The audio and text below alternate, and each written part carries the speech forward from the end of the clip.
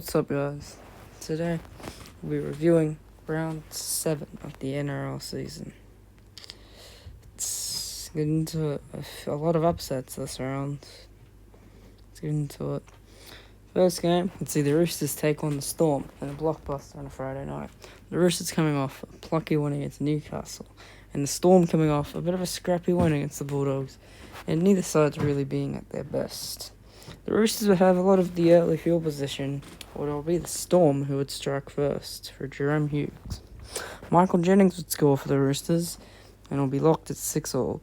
And Alicia Katoa would get a try controversially, and a fuming Trent Robinson would say no try.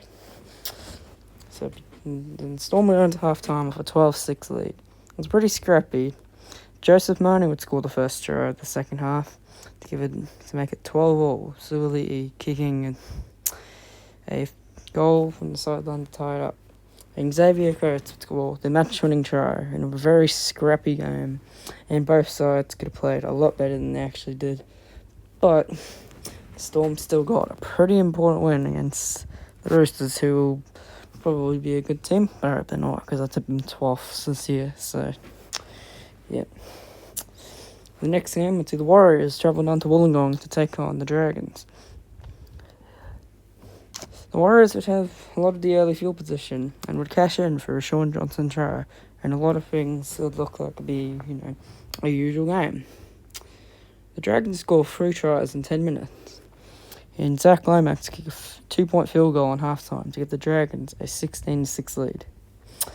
The Dragons would start out how they ended the first half, with Zach Lomax scoring a try to give them a 22-6 lead. He would later kick a penalty goal to give them a 24-6 lead, and Tyrell Sloan would put the game beyond doubt, despite a late Dallin Martinez-Zelezniak try. The Dragons would run out 30-12 winners, and easily their best win of the season so far, and easily the Warriors' worst performance of the year. Tyrell Sloan was brilliant, so was Ben Hunt, and the Dragons got a very good win against the Warriors. The next game, let's see the Dolphins travel up to Darwin. The Eagles would get out to an 8-0 lead, and pretty early get out to an 8-0 lead. Jack Bostock would score a try for the Dolphins to make it 8-4 at halftime. So it was 8-4 at halftime. And then Gutherson would kick a penalty goal to give the Eagles a 10-4 lead. And then the Dolphins would score 4 tries in 25 minutes, or not 4 tries, 8 tries in 24 minutes to run out, to get out to a 44-10 lead. For Dylan Brown would score a try for a big Dolphins win there. The next game, the Tigers travel to Bathurst to take on Penrith. This fixture saw our Tigers win last year, thankfully. And it looked like history would repeat itself, as Junior Tupou would score the first try, and it should have been a second, but Justin Nolan got ankle tapped about the ball, and there was no sin, but rigged. Sunia Taruva would score a double for the Panthers, and the Panthers would be up 10-6 at halftime, and a pretty scrappy affair. The Panthers would make a few errors, but the Tigers wouldn't be able to capitalise on their errors, and Penrith would score 2 late tries to make the scoreline look like a comfortable 22-6 win. But in reality, the Tigers were much better than the scoreline suggests.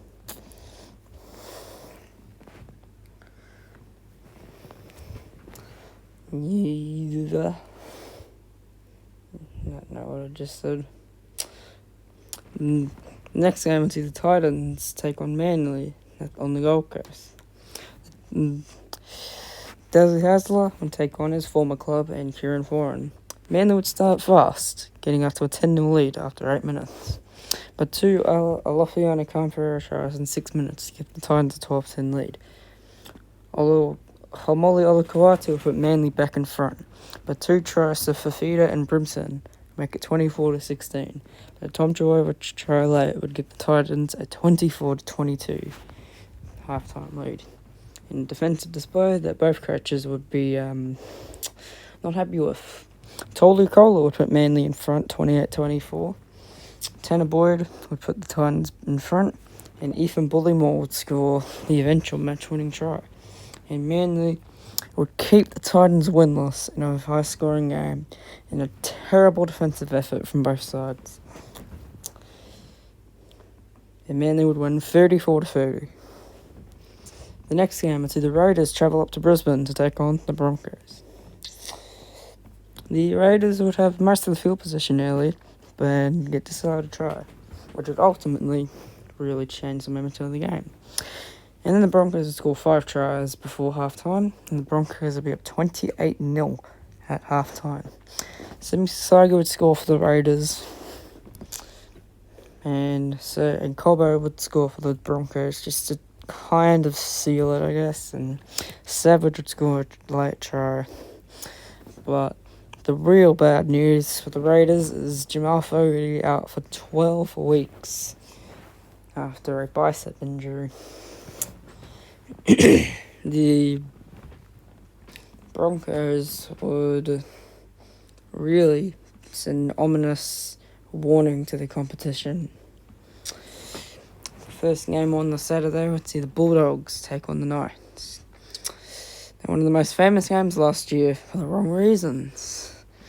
The Knights won 66-0 last year, and would kind of be the opposite, but not really. The Bulldogs would be the ones smashing the Knights this time, as they would just dominate.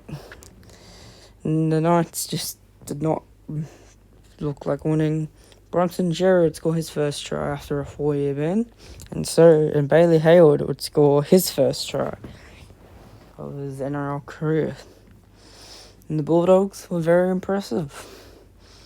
Hats off to the Bulldogs. The Knights were very disappointing, and Pong is out for a long time. The Sharks would take on the Cowboys. A clash between first and fourth on the ladder. And Cowboys would look like maybe a close game. It was not. The Sharks would get out to a 24-0 halftime lead and would just demolish the Cowboys 42-6. Brayden Trindle and Ronaldo Mulitalo would get a double. Valentine Holmes would score the Cowboys' lone try against his former club. But it won't really matter because the Sharks just demolished the Cowboys in a very similar scoreline to the last time these two met at Shark Park. The Rabbitohs had the bye. Now let's have a bit of a look at the ladder. The Sharks, the Storm, the Dolphins, and the Panthers are in the top 4. Manly, Broncos, the Raiders, and the Cowboys round out the top 8. The Dragons, the Warriors, the Roosters, the Bulldogs, and the Tigers. And I think I'm going to call them the Fringes. The Eels, the Knights, the Rabbitohs, and the Titans round out the bottom 4.